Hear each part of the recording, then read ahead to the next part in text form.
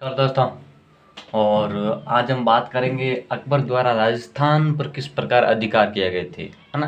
राजस्थान के जो महत्वपूर्ण जो क्षेत्र थे, जो किले थे, दुर्ग थे, है ना, उन पर किस प्रकार जो अकबर द्वारा अधिकार किए गए थे, उनकी जो रणनीति क्या थी, उसके बारे में हम अध्ययन करेंगे। उसका मतलब कि राज्य विस्तार के बारे में देखेंगे, विजय के बारे में अध्ययन करेंगे। अकबर, है ना, इसके जीवन के परिचय के बारे में मैंने पहली क्लास में बता दिया था। अब कोई ऐसे मत बोलना इसका जीवन परिचय क्या है, मतलब किस प्रकार की जीवन, मतलब कि बचपन के समय इनका जो बचपन गुजरा था, कितनी मतलब किस प्रकार की कठिनाई से इनका जीवन गुजरा था, उसके बारे में जो क्लास थी मैंने वो पहली क्लास बना रखी है। और आज का हमारे इसके जो है विजय के बारे में अध्ययन करेंगे, वो ऑन पर केवल राजस्थान का अध्ययन।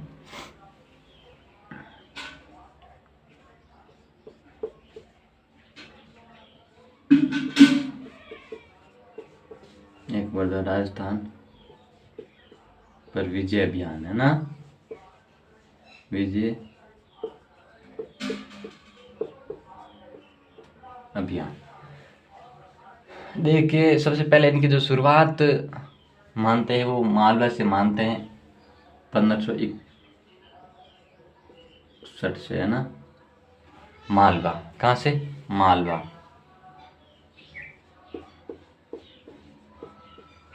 मालवा से। देखिए, मालवा का राजा था बाज बहादुर। कौन था?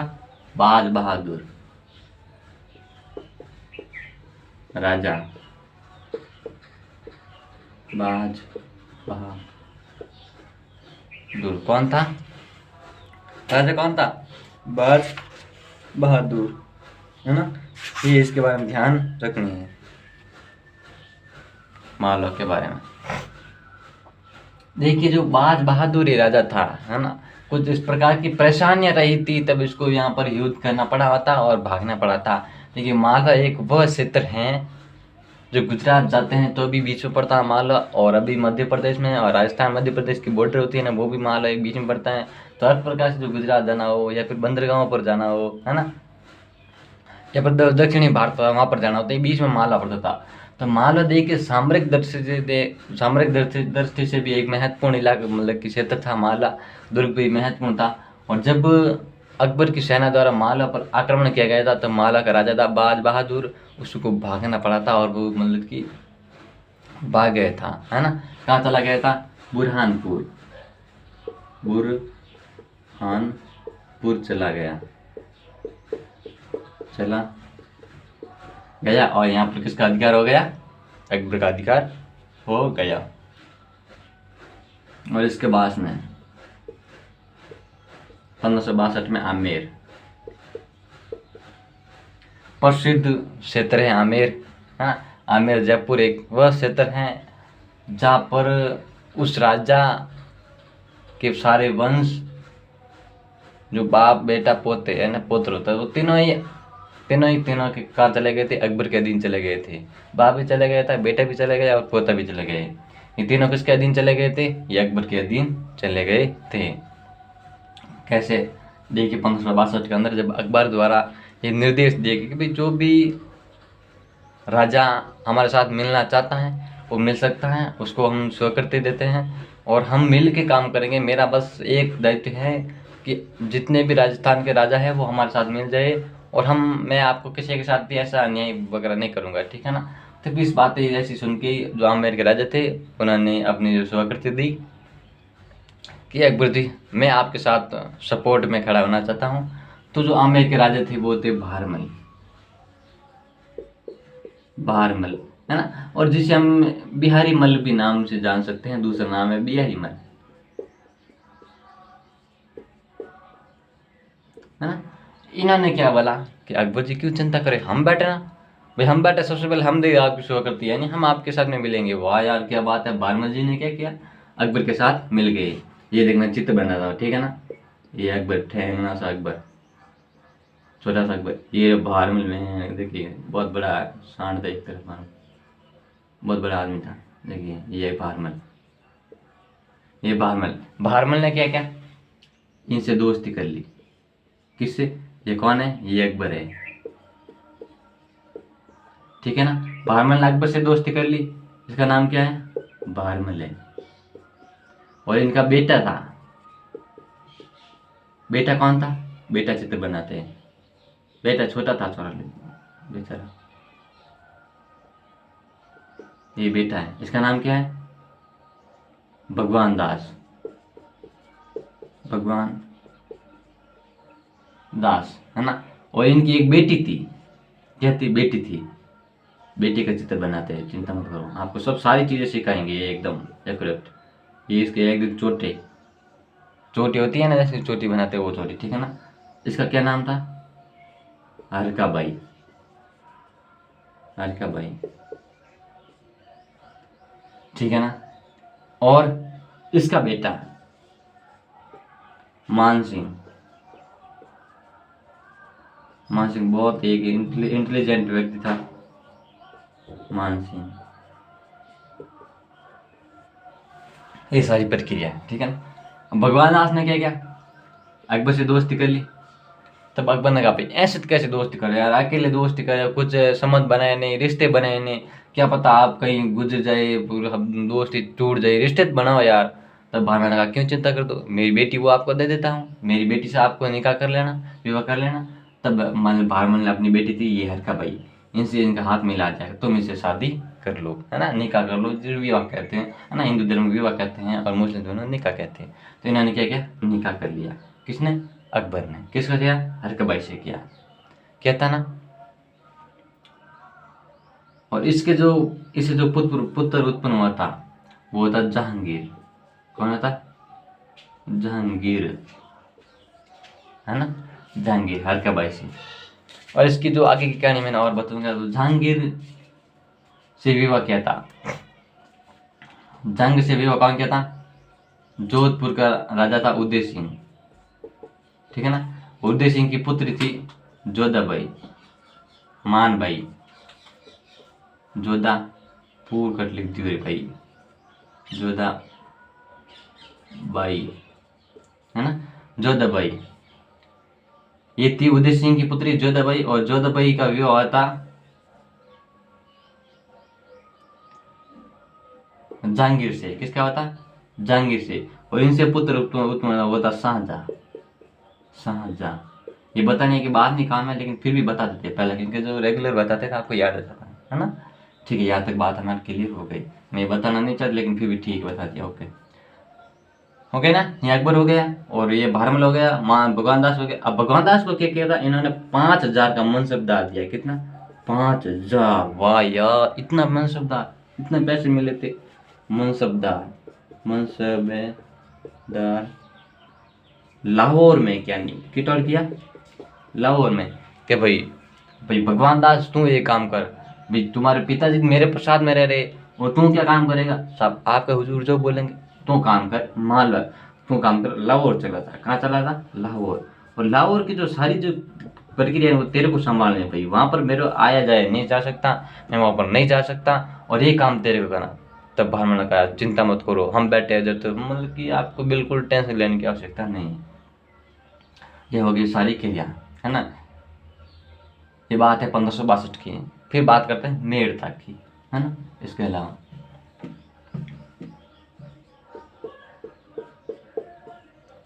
1562 में देखिए मेड़ता पर जब अधिकार किया गया था, तो मेड़ता पड़ता किसके बीच में?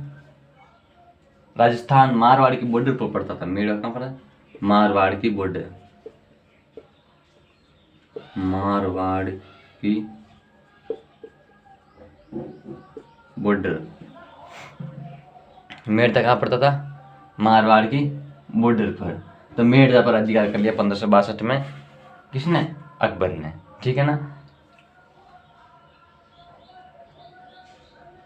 फिर इसके बाद में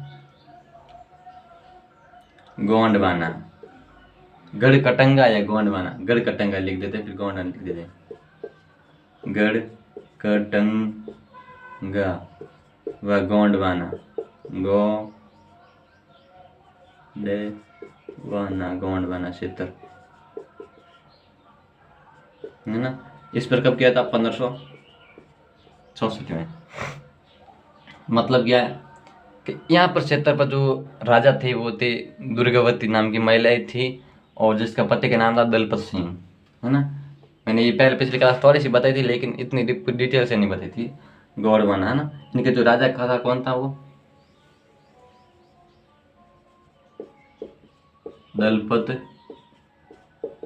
सिंह की पत्नी, वाइफ, है ना, दुर्गावती। दुर्गावती, दुगी नहीं, दुर्गा है, दुर्गावती कौन थी, दुर्गावती थी। और दुर्गावती ने इस प्रकार अकबर का सामना किया था, जो राजस्थान की एक महिला का परिचय दिया जाता है कि वास्तव में हाँ यार महिला थी दुर्गावती, है ना। इस प्रकार एक योद्धा के रूप में, एक वीरता के रूप में उन्होंने युद्ध करते हुए शहीद हुई थी दुर्गावती। फिर यहाँ पर जो अकबर ने यहाँ पर अधिकार कर लिया था, और यहाँ पर अधिकार करने के बाद ने इसको क्या कहा, इस क्षेत्र को दलपत सिंह का भाई था चंद्र सिंह, कौन था, चंद्र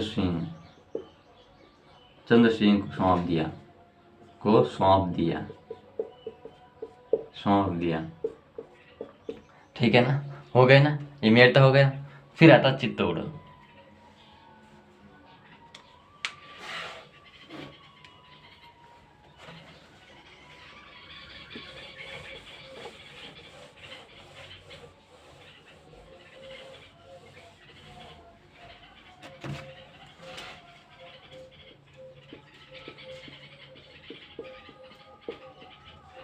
चित्तौड़, है ना। चित्तौड़ पर 1567 68, है ना। फिर एक और लिख देते हैं आगे जगह, 1576। लेकिन अधिकार इस पर भी था, इस पर फिर युद्ध हुआ था बाद में। हम चित्तौड़ 1567 में, इसमें क्या होता, चित्तौड़ का राजा था उदय सिंह।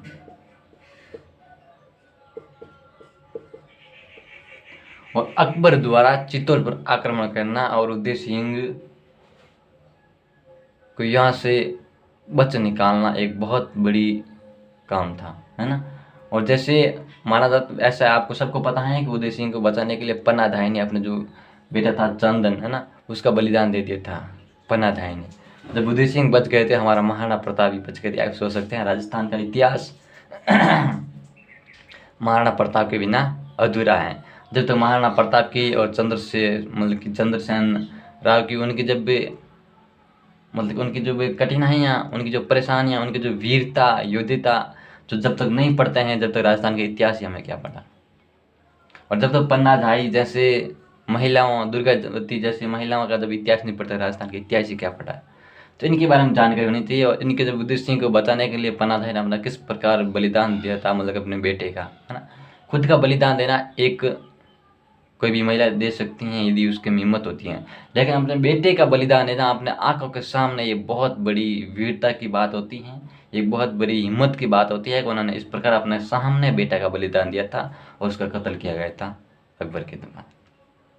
फिर उदय सिंह को बचा दिया गया, और ऐसे बचते बचते उदय सिंह वहाँ पर राजा बना था। और 1567 के अंदर उदय सिंह को जब यहाँ पर चित्तौड़ पर आक्रमण किया गया, तब राजा जो वहाँ पर जो थे जो सैनिक वगैरह, उन्होंने कहा था उदय सिंह जी आप एक काम कीजिएगा, यहाँ से निकल जाइए, क्योंकि देख आपके बचना जरूरी है। आप बच गए तो चित्तौड़गढ़ भी बच जाएगा, और आप यहाँ पर आप इस दुनिया में नहीं रहे तो चित्तौड़गढ़ भी इस दुनिया में नहीं रहेगा। जब उदय सिंह नहीं चले गए थे, लेकिन खैर काफ़ी लंबे टाइम तक बात करने के बाद में, उसको मनाने के बाद में उदय सिंह बेहतर वहाँ से निकले थे। और निकलने के बाद में उनकी जो पीछे वीरता का और योद्धता का जो परिचय दिया था वो दिया था पत्ता एवं जयमल ने, है ना। किसने दिया था, सैनिक जयमल, वो पत्ता भी कह सकते हैं और पत्ता भी कह सकते हैं, है ना। और इन्होंने इस प्रकार अकबर का सामना किया था और अपनी वीरता का परिचय दिया था, और वीरता का परिचय देते हुए अपना बलिदान दिया था, जिसके कारण अकबर इतना मजबूर हो गया था, आगरा के किले के सामने जयमल और पत्ता की मूर्तियां लगी थी।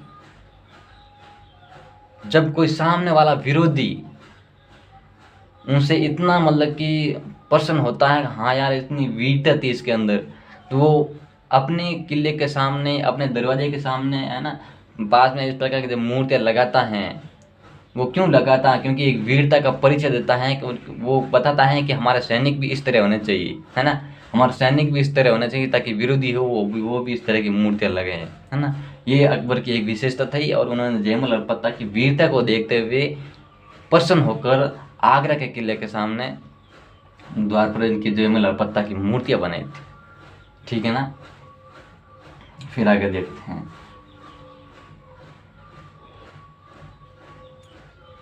फिर ये युद्ध अकबर का यहाँ पर अधिकार हो गया था चित्तौड़ पर, और फिर धीरे धीरे चलते चलते यहाँ पर जब 1570 के अंदर उदय सिंह की मृत्यु हो जाती है ना, मृत्यु हो जाती है, और फिर महाराणा प्रताप यहाँ पर राजा बनते हैं, राणा जी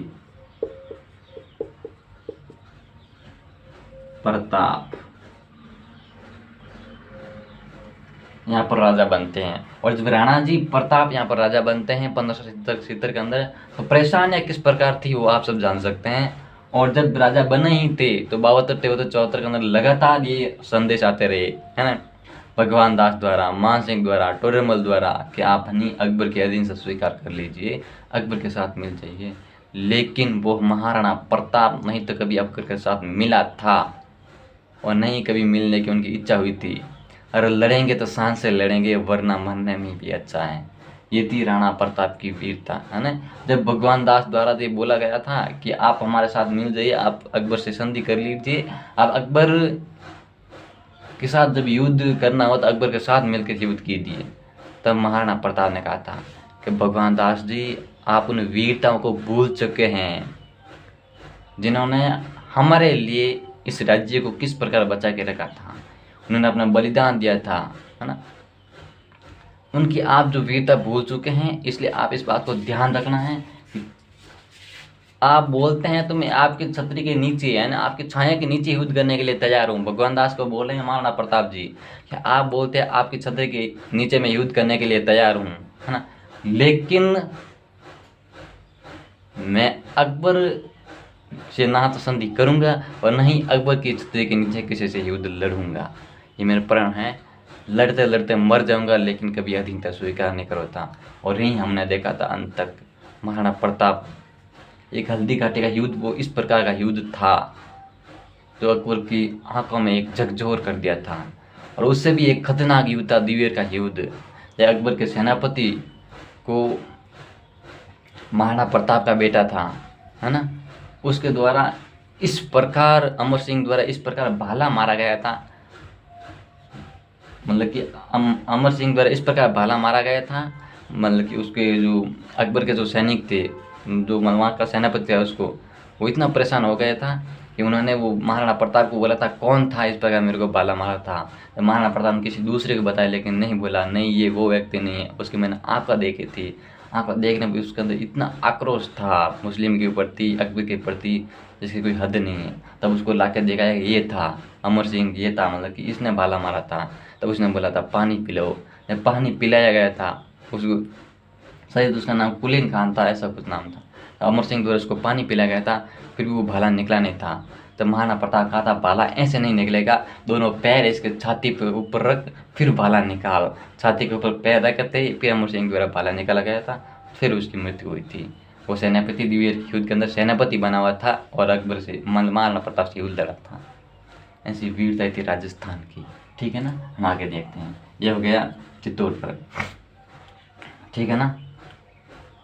और फिर आगे चित्तौड़ हो गया,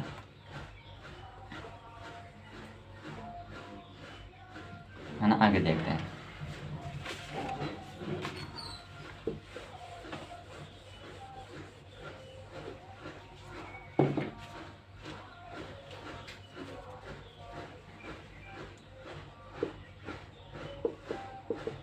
बीकानेर,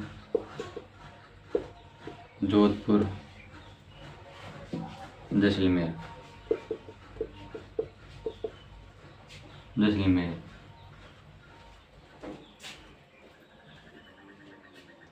है ना।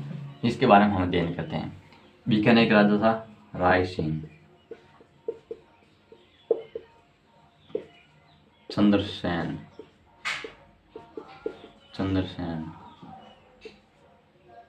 है ना। बीकानेर का राय सिंह और जोधपुर का चंद्रसेन, है ना।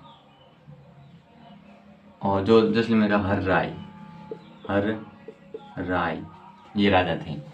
और बीकानेर वाला राय सिंह ने किया था, कुछ समय तक इनका विरोध किया था, किसका, अकबर का। फिर फिलहाल ये बात नहीं चली कि भाई हाँ इससे हम युद्ध करके पार नहीं पड़ सकते, क्या नहीं कर सकते, पार नहीं पड़ सकते इससे युद्ध करके। फिर इन्होंने संधि कर ली थी, है ना। फिर इन्होंने क्या कर ली थी, और संधि कर ली थी। और इन्होंने फिर किया था, अपने जो बेटे थे, है ना, उनसे क्या किया था, फिर दोस्ती कर ली थी। किस पर दोस्ती की थी वो देखते हैं,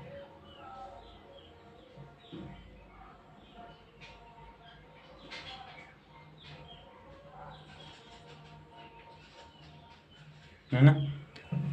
राय सिंह ने फिर वहां पर संधि कर ली थी। और फिर आता जोधपुर ने किया था, चंद्रसेन थे। अब देखिए चंद्रसेन राय सिंह द्वारा था, इनका जो पुत्र था, है ना, राय सिंह ने क्या था, अपना पुत्र था दुर्योधन भोज को उनको भेज दिया कि भाई संधि के अकबर द्वारा संधि की गई थी, और संधि के माध्यम फिर उनको भेज दिया कि भाई आप उससे अकबर के दरबार में रहिए, है ना।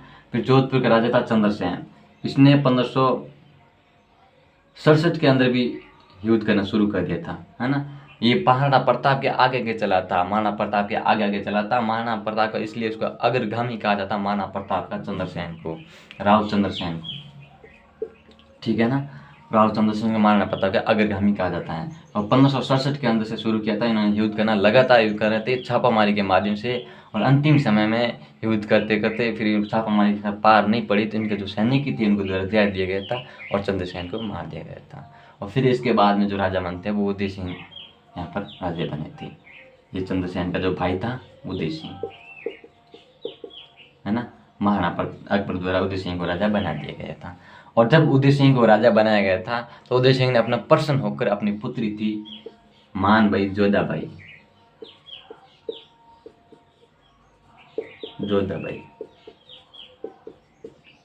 इनका विवाह वो सलीम से करवा दिया, है ना, जहांगीर से, खुर्रम से,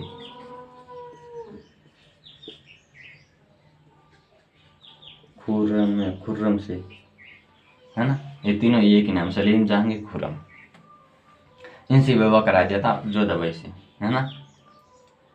और अभी जैसे मूवी के अंदर जैसे नाटक वगैरह आते थे उसमें दिखाते थे अकबर जोधा, जोधा अकबर दिखाते थे ना वो जहांगीर की पत्नी थी जोधा, अकबर की पत्नी थी हरकाबाई, उससे पुत्र मतलब कि उसे जन्म हुआ था जहांगीर का। और जहांगीर का ससुराल था जोधपुर के अंदर, है ना। ससुर जी था उदय सिंह, ससुर के थे उसके बारे में देखना पड़ेगा, ठीक है ना। ये हो गया इस प्रकार की जो प्रक्रिया थी, है ना। जैसे में हर राय द्वारा इस प्रकार के विरोध किया गया था, कभी नहीं हम इस प्रकार की संधि नहीं करेंगे। और लेकिन फिर फिलहाल इसके अंदर संधि कर ली गई थी कि हाँ हमसे पार नहीं पड़ेगी। फिर इन्होंने क्या किया था, ऐसे संधि कर ली थी, है ना। फिर इसके बाद रणथंभौर, मेवाड़, सिरोही, बांसवाड़ा, ये सारे इनके जो विरोध में थे, है ना। फिर क्या बता, फिर आता गुजरात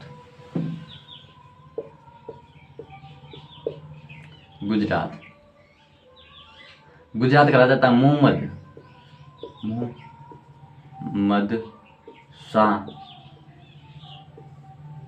शाह तृतीय, हाँ थोड़ा पढ़ लेते राजस्थान के अलावा, मोहम्मद शाह तृतीय। और इनका जो सेनापति कह सकते वो था इतिमाद खान। इसने कॉल किया था अकबर को कि अकबर जी जो हमारे जो पिताजी मान सकते हैं, जो सेनापति जो हमारा राजा है वो मोहम्मद शाह तृतीय, ये बहुत यार नालायक है। कैसे, नहीं यार, राजा जनता के सामने सुनता नहीं है, कैसी कोई बात नहीं करता, जनता के बारे में सोचता नहीं, हित के बारे में सोचता है। और मैंने सुना है आप ठीक है और आपका जो कार्य भी ठीक है ना, आप सब राजाओं के साथ संधि भी अच्छी करते हैं और जनता के कल्याणकारी योजनाएं भी निकालते हैं। तो आपसे निवेदन है कि आप यहाँ आइए और इस राजा को हटाइए और आप यहाँ पर शासन कीजिए। तब अकबर को लगा यार बिना हाथ से रसगुल्ला खाए, मुंह में अपना आप रसगुल्ले चले जा रहे हैं, तो ये बहुत बड़ी बात है। तो इस पर अपना आप रसगुल्ले गए थे अकबर के मुंह में। तो इतिमाद खान ने बुलाने पर अकबर यहाँ पर आए थे और यहाँ पर अधिकार किया था, राजा बन गए थे, मतलब कि गुजरात को अपना अधीन कर लिया था। और इतिमाद खान को वहाँ पर जो कुछ अधिकारी थे वो बना दिया था, अभी तुम ये अधिकारी है, हाँ। फिर वहाँ पर गुजरात पर अधिकार कर लिया गया था। तो इस प्रकार ये गुजरात पर भी अधिकार हुआ था। और राजस्थान के जो मालवा थे, मेवाड़ थे, है ना, और मेड़ता थे, गढ़कटंगा थे, गोंडवाना थे, नशे चित्तौड़ थे, वो सारी के बारे में हम बात कर ली थी, यही सारी थी। और फिर एक बच गया था रणथंभौर। कौन था? रणथंभौर, हाँ। जो इसका पुत्र थे ना वो सुजा, इसके पुत्र नहीं थे, भोज राय सिंह के नहीं थे, ठीक है ना। जो सुरजन राय थी, मैंने वो गलत बता दिया था, सुरजन राय, इनके पुत्र थे दुद्धा तो भोज। पहले तो सुरजन शाही ने इनके विरोध किया था रणथंभौर पर, जो अधिकार करने की कोशिश की थी, ये थे 1569 के अंदर, है ना। मतलब सुरजन शाही ने खूब विरोध किया था, आंदोलन की भी मतलब विरोध किया था, युद्ध करने की कोशिश की थी। लेकिन फिलहाल ये पार नहीं पड़ी कि नहीं यार, अकबर से किस प्रकार युद्ध कर सकते हैं, हमारे पास इतनी सेना भी नहीं है, और फिलहाल हमको फिर बाद में भी संधित करनी पड़ेगी। क्यों सैनिक गंवाए, क्यों किसी की जान ली जाए, इसलिए इन्होंने संधि कर ली थी। और अपने पुत्र थे दुद्धा घोष को भेज दिया गया था अकबर के दरबार में कि भाई ये आप जो मनसबदार है इनको बना दीजिए और आपके सेवा में कार्य करेंगे। तो इस प्रकार इशारा था। मैंने ये बीच में पता नहीं चला रणथंभौर कहाँ चला था, इसके लिए इनके पुत्र बने थे दुद्धा भोज, ये इनके नहीं है, यहाँ पर ध्यान रखना है, इसकी बातें क्लियर करनी है, ठीक है ना। और कल हम बात करेंगे पूर्वी भारत पर अकबर का अध्ययन, मतलब कि विजय, किस प्रकार पूर्वी भारत पर उन्होंने विजय प्राप्त की थी, ठीक है ना। तब तक के लिए थैंक यू वेरी मच। पढ़ते रहिए, मेहनत करते रहिए, क्योंकि इतिहास राजस्थान मतलब कि ये भारत का इतिहास है, और धीरे धीरे ये भी क्लियर हो जाएगा। फिर अंग्रेज वगैरह आ जाएंगे, है ना, वो सारे के बारे में हम बात करेंगे अगली क्लास में, डिटेल के बारे में, जो लगातार क्लासें बनती रहेगी। और लगभग 20 या 25-30 क्लास के अंदर पूरा इंडिया की पूरी क्लास हो जाएगी। जो आधुनिक भारत है वो भी क्लियर करेंगे 30 क्लास के आसपास, लगभग 20 तो चल होगी 20, 30, 50, 60 क्लास के अंदर पूरी क्लियर राजस्थान मतलब कि आधुनिक भारत का इतिहास हो जाएगा, है ना। Thank you very much. पढ़ते रहिए, मतलब कि पढ़ते रहिए, मेहनत करते रहिए, है ना, क्योंकि वो काफ़ी लंबी टाइम होगा तो फिर बोलना भी एकदम थोड़ा बहुत परेशानी होती है ना। चलो अगली क्लास मिलेंगे फिर, है ना।